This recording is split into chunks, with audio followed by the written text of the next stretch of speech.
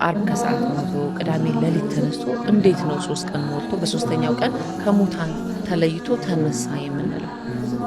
የብዙ ሰው ጥያቄ ነው። 3 ቀንና 3 ሌሊት የሚለው በነገራችን ላይ ጌታ ትንሣኤና ስቅለት ታሪክ ላይ 3 ቀን 3 ሌሊት የሚል ቃል የለም። ወሀበ ምድሮሙ ርስተ እስራኤል ገብሮ ለትንሣኤ በዓል የሚታረደው መቼ በስንት ሰዓት ይሆን?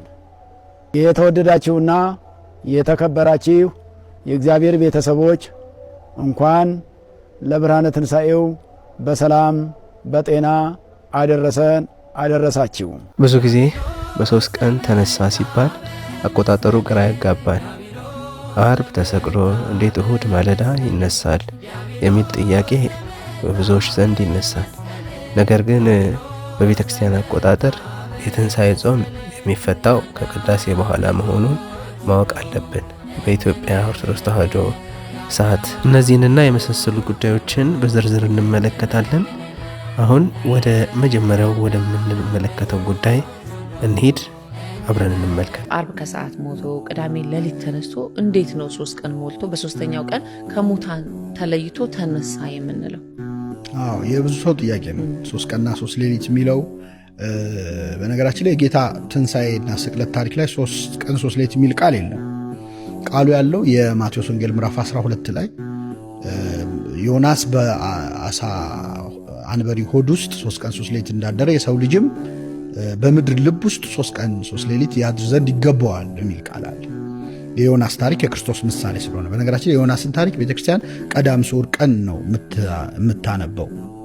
የዮናስ ጸሎተ ዮናስ ራሱ የሚነበበው ሆድ ውስጥ ሆኖ የጸለየው ለምን? ጌታ በመቃብር ያደረበት ስለሆነ። የሶስቱ ወጣቶች ጸሎት አለ 3 ደቂቃ፣ እሱንም ያን ቀን ነው የምታነበው። ከእሳት መውጣትን ከሲኦል ከመውጣት ጋር አመሳስላ ማለት ነው። እና 3 ቀን 3 ሌሊት እንዴት ይሞላል? ትክክል ስናየው አይሞላም። 24 ሰዓት ካልሽ 72 ሰዓት እንዲሞላ ከተፈለገ እሱ ጌታችን አርብ 9 ሰዓት ነው የሞተው። 11 ሰዓት ድረስ መስቀል ላይ ቆየ። 11 ሰዓት ላይ ከመስቀል አውርደው ቀበሩት። 12 ሰዓት ሲሆን ሰንበት ገባ። ከዛ ቅዳሜ ሙሉ ቀን አለ፣ እሁድ እኩለ ሌሊት ተነሳ። ስለዚህ ስትቆጥሩ 72 ሰዓት ሊሞላ አይችልም፣ ወይም 3 ቀን 3 ሌሊት ሊሞላ አይችልም። የተለያየ አይነት አቆጣጠር አለ። ዋነኛው በጣም ብዙ አባቶቻችን የተስማሙበት የአይሁድ አቆጣጠር ነው። ሌሊት ይስህቦ ለመዓልት ወመዓልት ይስህቦ ለሌሊት፣ ሌሊት ቀንን ቀን ሌሊትን ይስበዋል የሚሉታል። በእኛ አገላለጽ ለምሳሌ በተለመደው አሁን አንቺን ጳጉሜ 5 ባገኝሽና በማግስቱ መስከረም 1 ላይ ባገኝሽ አምና ነው የተገናኘ ነው ማለት ይችላል አይደለ? አንድ ቀን ነው እኮ ልዩነት፣ ግን አምና ነው የተገናኘ ነው አይደለ? ምንድነው የጳጉሜ የመጨረሻዋ ቀን ጳጉሜ 5 ወይ 6 ያለፈውን ዓመት ሙሉ ወክላ ነው አምና የምትባለው አይደል? ግን አንድ ቀን ነች። ልክ እንደዛ አንድ ሰዓት ሙሉ ቀንና ሌሊትን ሊወክል ይችላል። አንድ ሰዓት ጌታችን አርብ ልክ 11 ሰዓት ነው የተቀበረው። ከአርብ 11 ሰዓት እስከ 12 ሰዓት ያለችው አንድ ሰዓት የአርብን ቀንም ሌሊትን ትወክላለች። ልክ እንደ ጳጉሜን አምና እንዳልኳት ማለት ነው።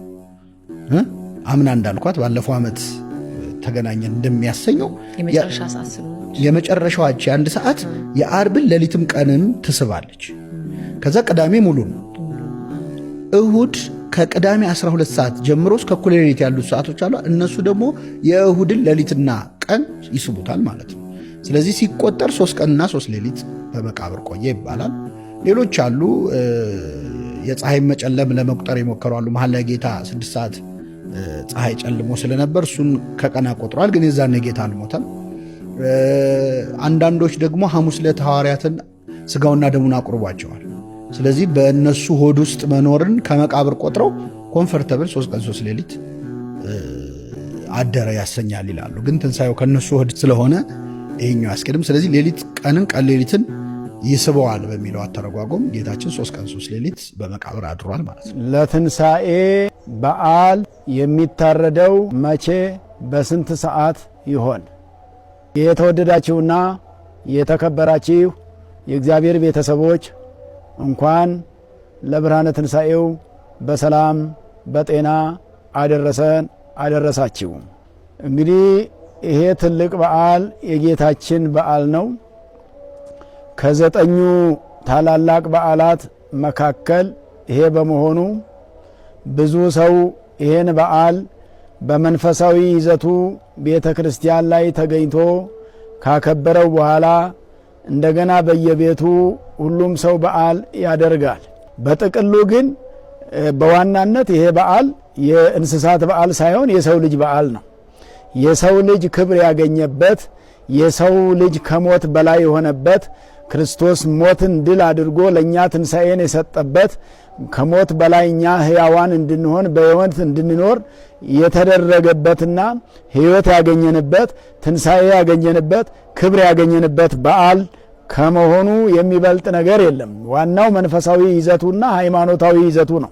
በመቀጠል ደግሞ ሃይማኖቱን ተከትሎ ሲከበር እንግዲህ እንስሳቱ የሚታረዱት ተባርከው ነው። ሳይባረክ የሚታረድ እንስሳ የለም። በመስቀል ሳይባረክ ጸሎት ሳይደረግ የሚታረድ ስለሌለ እንደምናውቀው በቤተ ክርስቲያናችን በዕለተ ቀዳም ሰንበት ወይንም ደግሞ በቀዳሜ ስዑር የትንሣኤ ዋዜ ማለት መስቀል አንሳለምም።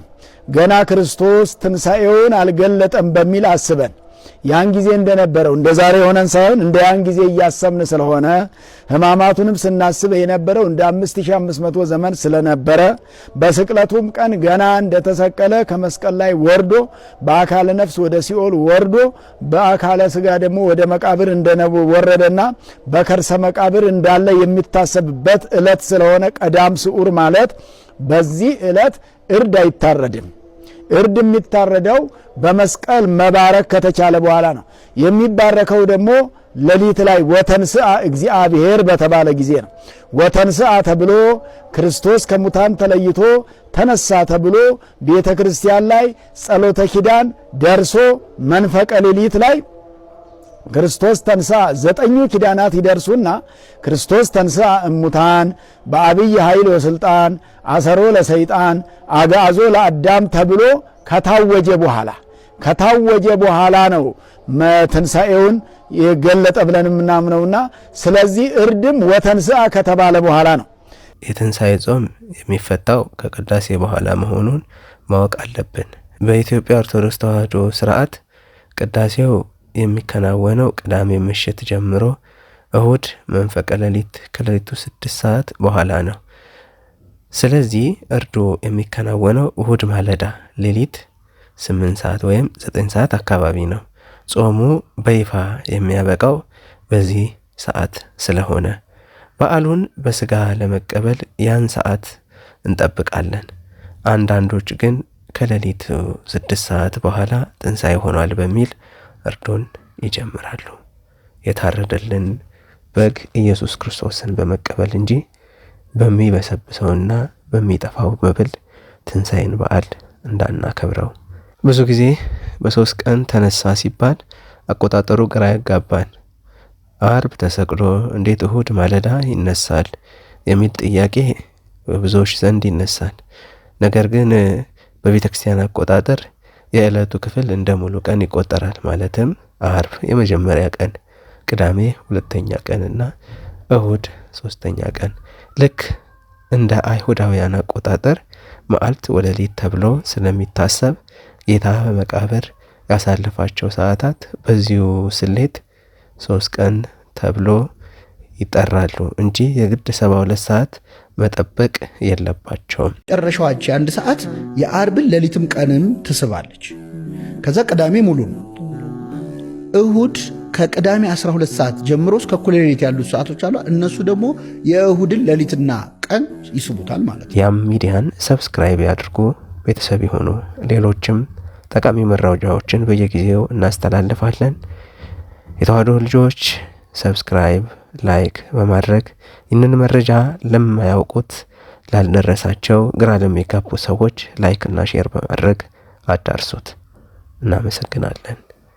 ያም ሚዲያ ዘወትር ጠቃሚ መረጃዎችን ወደ እናንተ የሚያቀርብ የተዋሕዶ ልሳን